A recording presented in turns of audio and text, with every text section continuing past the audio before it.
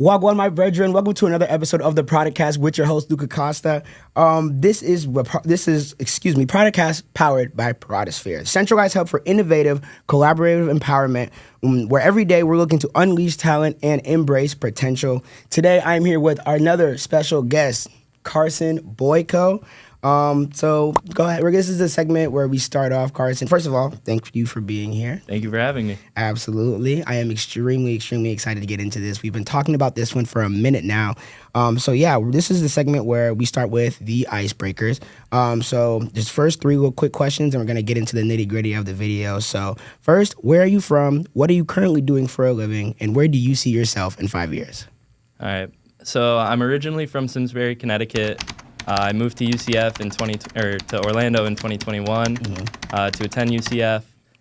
Since then, I've been working for the soccer team here, men's soccer team. So that's sorry. Yeah, you're good. So that's what I've been doing for the past 4 years, and in 5 years, hopefully, I'll be working for a pro team or something along those lines. Yeah, no, awesome. So, yeah, thank you so much again. I appreciate you for coming on the show, and I really am super excited to have you.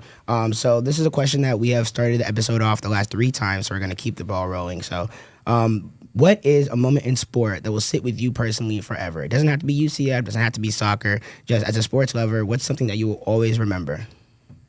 I know you said it didn't have to be UCF, but... Honestly, like something that I'll remember for the rest of my life is just being number 1 ranked. It's one thing to like start working for a team and work your way up the ladder and see like the power ranking number go down and down, but to actually be number 1 and know like you are the best team in the whole country at what you do, like that's just something like I can't forget. No, absolutely. That's definitely an amazing moment, especially for UCF soccer. It was the first time that I think they had ever did in program history. And that's actually one of the things we're going to get into. That's insane foreshadowing, by the way, Mr. Carson. But yeah, no, so this is the part of the segment where we really just dive, deeper into who you are, what do you do? As you know, Prodisphere, like I said, is working on being the centralized hub for collaborative empowerment, where we're really trying to make a name for athletes, give them every opportunity, the best possible chance, to put themselves out there, make a name for themselves. And so, you being a team manager, working with a lot of these athletes on a day-to-day basis, your insight is definitely something that I know a lot of the viewers are going to be excited to see, and a lot of the listeners are going to be excited to hear. I'm just going to go ahead and get into a couple of the questions we have planned out for you. So we have a really good episode today. So first starting, so what exactly is the title of your position? I'm a student manager. They gave me a different title. Okay. It's lead manager or head manager of student operations. So you head honcho. I mean... Yeah, you big dog up there. Oh, okay. Big dog for the student manager squad, listen, but it's a start. We got to start somewhere. You know what I'm saying? Exactly. Humble beginning. That's literally what I was about to say. Took the words out of my mouth. Now, so like, how have you been doing, or how long have you been doing that for? And how did you end up getting the opportunity? How did you find yourself doing that? Yeah, so funny story actually. When I was applying to schools, I was super late on my applications. You and me both, brother. Yeah, and so I had to apply to schools that either had rolling applications or later deadlines. And to be honest, I was just looking at the biggest D1 schools. I always knew growing up I wanted to go to a big D1 school. So when I was looking at the list of options, UCF kind of stuck out to me, being in Orlando, big market. Did that whole process, almost ended up going to Alabama. Really? Yeah, decided not to because I feel big smart guy. Yeah, Tuscaloosa's, it seems fun if you're into partying and frats, but I wanted to be big sports market type of deal. Yeah. And then after I had decided to come to UCF over Alabama, I was kind of looking for things to join, just be involved somehow because, I left my entire life behind back home in Connecticut. Exactly. I knew literally nobody when I first moved here. So I saw the UCF Mens Soccer team posted student managers needed, hiring, whatever. Decided to apply, worked on my resume, worked on, all that good stuff. That's awesome. Ended up applying.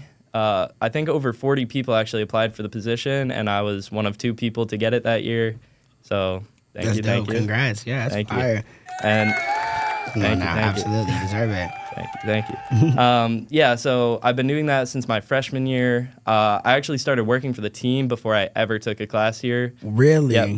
Like, day after I moved in, like, first day of work was next day. Had That's to be there, like, 6 a.m., walked all the way across campus using Google Maps, didn't know where I was going. Yeah. Dang, so did you, like, so you always know you were going to be in that type of space, that type of field? Like you said you were always looking to be in the sports market. Like, was there, like, a since a child type thing, or like what was that? What's the backstory with that? I think I've always really loved sports, like since I was little, and I think in high school I was a little confused where my career was heading, like what I was gonna do. At some point, I thought I was gonna be like a psych major, like communications. Facts. Ended up choosing business, but what really I think sparked it for me was during COVID. I'm a big New York Jets fan. Oh, man, that's rough. Yeah, so the only thing I could really look forward to when I was watching them was, hoping for a loss and maybe getting a higher draft pick. Yeah, right. So part of what I applied with for the student manager job here was like an NFL player draft analysis. I made a whole spreadsheet, did research, made grades, mock drafts, everything. And until I had applied for that job, I really thought it was going to be football. And once I got here, I knew it was soccer the rest of the way. Dang, bro, that's awesome, bro. That's actually such a cool story. I've never heard anything. Putting a draft spreadsheet is a very interesting way. And I've only told probably 10 people total. Yeah, and now you're about to tell all these people on the Prodicast. So now that's actually super cool, bro. So yeah, I mean, so obviously it's worked out for you, especially considering the success of UCF Men's Soccer in recent time, because they haven't always been such an amazing program, such a good program.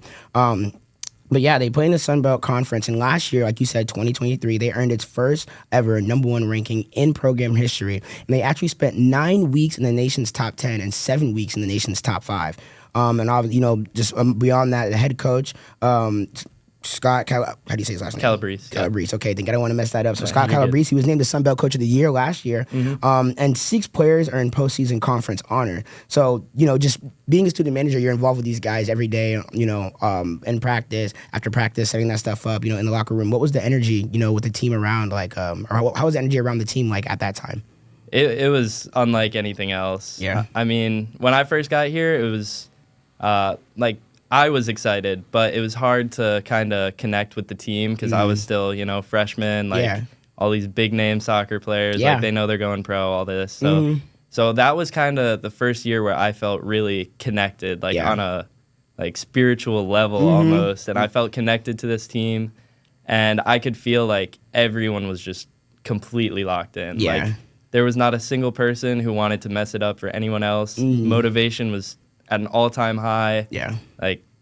Everyone was just doing their part, trying to make it work, and we ended up making history for the school. Yeah. And how do you feel like that allows you, in your day-to-day life, your day-to-day operations, that connection with the team, knowing how much this means to them. Even though you're not a player yourself, you are still essentially a key part of what makes these players successful, what makes them great, So how does what's the mindset like? How does that motivate you? Well, that's my home away from home. I mean, I'm 1,000 miles away from my real home. Yeah.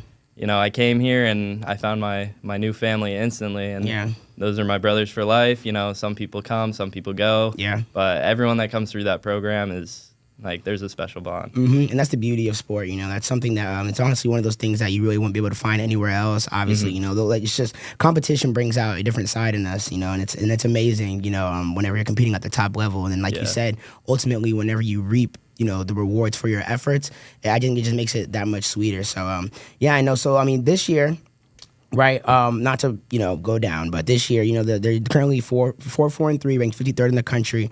But just a couple of players that we talked about earlier that earned postseason credits are also key players again this year. Obviously, you got Luka Dorado, you got Clarence. How do you say his last name? Awudor. Shout out Clarence, by the way. You're gonna be on here soon. I'm telling you right now, you're going to be on here. I'm going to hit you up again. But you got obviously the captain, Anderson Rosa. But yeah, no, so we always hear, the stories from the athlete side. So it's definitely refreshing and definitely new, to hear it from someone who's working for them, but working with them and building something as well. So what just with that being said, what's something about these athletes that you wouldn't be able to know just by watching them on a week-to-week basis? Because you see them every day. So what's something that, from your perspective, that you feel like we wouldn't be able to understand. Yeah, I think sometimes sports fans kind of forget that people have lives outside of like their job or their sport. Every single guy in that locker room has something that makes them unique. They have their own personality. Yeah. And it's easy as like a sports fan to, blame them for doing a bad job or they mess something up. But, like these people are people that you would never like talk bad about or anything. You'd never say anything bad about them. Even, and I think as a fan of my own team as well, like when we go on an away trip or when an away team comes to us and I'm thinking in my head like, oh, I hate that guy. Like he's the worst. But then I have to, stop myself, be like, I'm sure if I had the time to like sit down and talk to that guy, like me and him could be cool. Absolutely, man. That is something that I feel like you've had the luxury of experiencing, and you've made the absolute most of that opportunity. And with Prodisphere, that's actually one of the big things. We want people to understand that the athlete is what comes first before everything.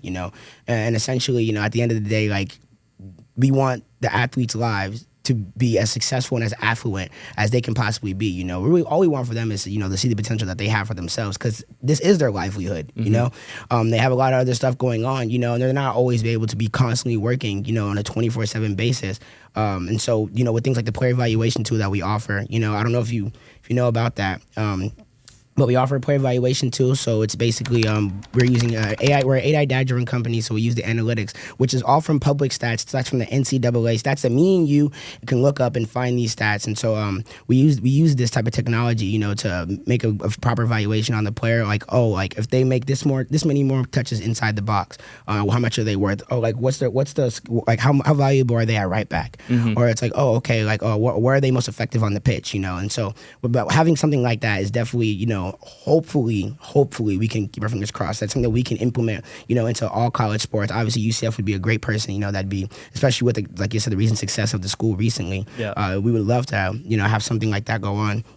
But aside from that, just tell me about some lessons that you've learned, being so up and close and personal to these athletes in the past few years. Just mindset, mentality things. Yeah. So I mean, working with the team, like, that's definitely something that I plan on doing in the future, and there's a few reasons for that.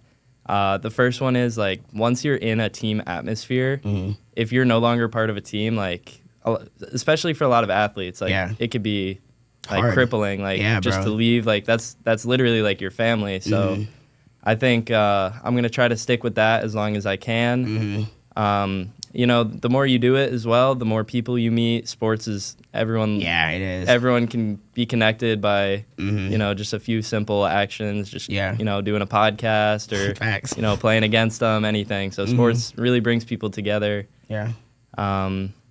Besides that, I would say just like the environment. It's different than anything else. Like. I've had a normal office job, and it's not. Yeah, it's not. It doesn't get my heart racing. It doesn't make me tear up or anything. But sports is like has that emotional like pull. It does. Yeah. No, exactly. What do you? What's a life lesson you feel like that you learned being a part of this team that you can take outside? Of just what you're doing every day. What's something that you can you can look at and think about? Oh, this is a key principle I learned being a part of this. Probably just.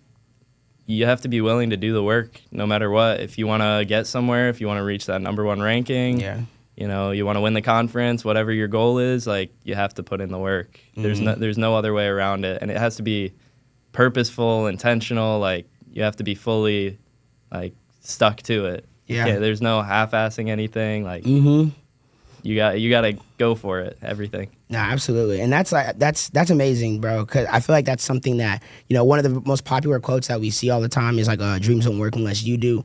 Or a quote that, I'm not going to say Kevin Durant specifically made it popular, but I feel like a lot of people kind of associate the quote with Kevin Durant. That it's like, or I think it's talent beats hard work, or hard work beats talent when talent fails to work hard. And that's something that I feel like is such a key concept that a lot of people, I think, on the outside don't really see, especially like obviously if you've played the sport, I think you would understand. But I think if you're just a casual fan, a casual watcher of the sport, someone who enjoys it on the weekends, for fun, you wouldn't really understand like the actual level of commitment that these guys put in every single day, like every hour, And like I said, especially with some of the guys who were lucky enough to get some of these honors, like I said, Luka, Clarence, Anderson. Do you have any stories with those guys? Anything like that? Yeah, definitely. One of my earliest memories with the team was it was actually my first day. They were doing their little like stretching, whatever, and I was kind of new, so I didn't really have anything to do. The coaches pulled me up to the middle of the like stretching circle, introduced me, told them like, hey, this is your new guy for the next 4 years. Yeah. Like,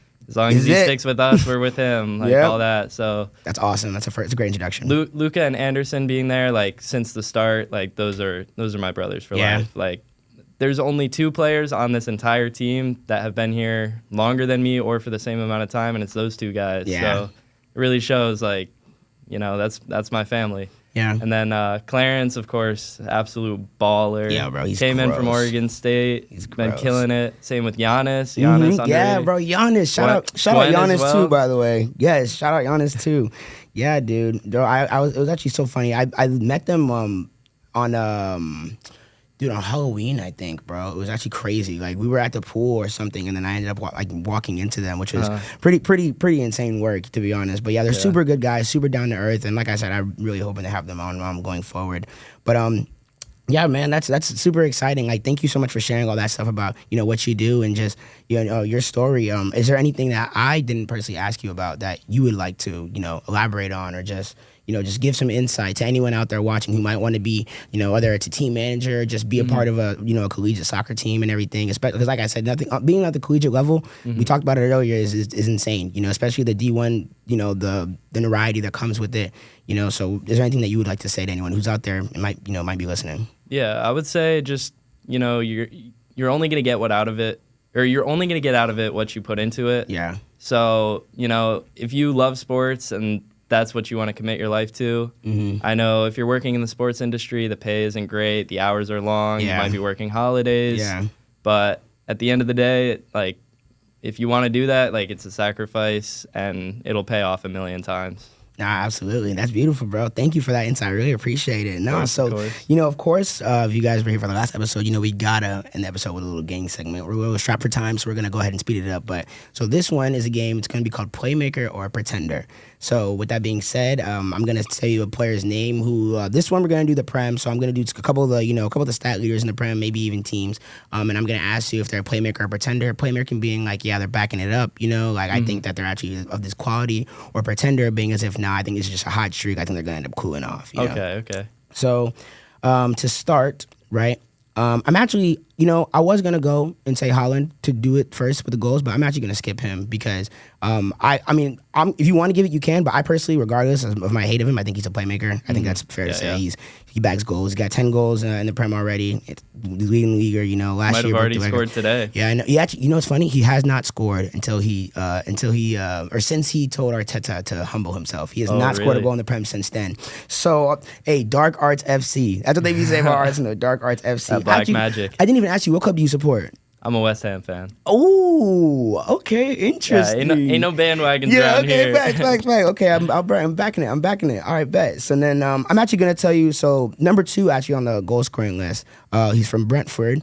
Honestly, he's a player that's kind of been, you know, around for a bit now. Brian Mbeumo. Are we saying playmaker or are we saying pretender? I think him and Wisa both playmakers. Yeah, they carry that Brentford squad. No, I agree. Absolutely nasty. No, I agree, and I think like week in, week out, and Mbeumo has shown that he is quality. He can be, you know, one of those top players in the Premier League at his position. He's already scored, bro. He scored some bangers this year already, bro. That volley that he had where like it bounced up and he hit it top corner. Like 1 minute in. I think it was 2 weeks ago. I have to look back at it, but yeah, I agree. I think him and Wisa are they're definitely class. There's some great players over there. So we're gonna go to the next one. We're gonna go Luis Diaz for Liverpool. What are you saying? All right, this is a tough one. Okay. This is a tough one because I like what he's been doing. You say. I know. I like what he's been doing with Liverpool, obviously. I like what he's been doing with Colombia. However, I feel like the price tag and the amount of hype, like at what point can you call him a playmaker for what he's worth? Okay. Or like, so what's your verdict, Carson? Oh, I'll give him playmaker. I'll give him playmaker just because I know he's world class and You know, hey, I'm not pressuring you to say anything. I'm just letting you know. Yeah, that's just how it is. Yeah, no, I mean, I would say playmaker as well. But he's iffy. Like, if he goes on a cold streak, I could say maybe he's a pretender. I will say I think he does. I think he's a bit up and down at times. I really do think he's a bit up and down at times. All right, so with this one, we're gonna do like 2 more. All right. So we're gonna go with, excuse me, we're gonna go with Bukayo Saka at Arsenal. Playmaker. Okay, that's nice. That's nice. I can get down with that. Yeah, nothing else needs to be right. Playmaker. I promise, boy. No bias. I promise. Yeah, I would agree. He's the league in assists right now at 7. So he's definitely been one of the key players for Arsenal. Sadly, he's not gonna be available for Liverpool, and I'm gonna cry. No Saka, no Saliba, no Calafiori, the whole 9. But that's neither here nor there. But yeah, we're gonna go ahead and do one more. I'm gonna say, or actually, let's do some defenders. So for this one, so. Levi Colwill of Chelsea, playmaker or pretender? That's tough. He's still young. He has big shoes to fill. I feel like I haven't seen enough yet. Not enough yet. But I don't want to give him the pretender title. No, bro. I'll just say, he needs some time. So right now he's pretender. He's not playmaking yet. Not quite yet. I think he has huge upside. I could agree. I also think, especially like this weekend with the game at Liverpool, I think it was a little tough. I honestly don't know. I don't know if that's a penalty or not. Personally, I think it's I think it's. I can see why he missed the ball, but I think it's soft. Yeah. But I'm gonna let that slide. And I'm actually gonna fit in one more just really quick. I'm actually gonna go for. Let me see. Ooh, I'm actually gonna. Okay, so this is low key. Dwight McNeil for Everton. Have you been seeing about him or no? I've been seeing his FOT mob. I've been checking up on that. Yeah, absolutely. What do you think? That's the last one we do. See, I don't think Everton. don't no, quote say me what you here, gotta but say. Say what you gotta say, bro. Everton might be one of the only teams in the Prem with 0 playmakers. So I feel like nobody on that squad is a playmaker yet. Maybe if they transfer out and make a name for themselves, but fair enough. Yeah, I mean, honestly, I'm actually gonna give him. I think he's more of a victim of his product. I think he's just at Everton and the team kind of stinks. But I think he's on his way up. I really do. Yeah, from what I've seen from him, he's been the only bright spot in that team. He somehow he creates and gets to goal. I don't know what they got going on, but hey, I'm gonna leave it at that. But. Yeah, so thank you so much for being on the show today, Carson. It really has been an absolute pleasure. If anyone listening or watching enjoyed some of the content today, make sure you guys are following Prodisphere on all of our socials, on Instagram, on Twitter, on YouTube, on Facebook. Yeah, we're on Facebook, and we're on LinkedIn. Yeah, if you guys would love to be a part of the Prodicast, powered by Prodisphere, make sure you guys are swiping up, commenting on those things so we can get you involved, get you right here in the seat that Carson's in right now. Because at the end of the day, we want to hear your guys' voice, and without you guys, this isn't possible. So thank you guys for tuning in. This has been the Prodicast. I have been your host, Luka Costa. See you guys in a bit. Yeah, all right.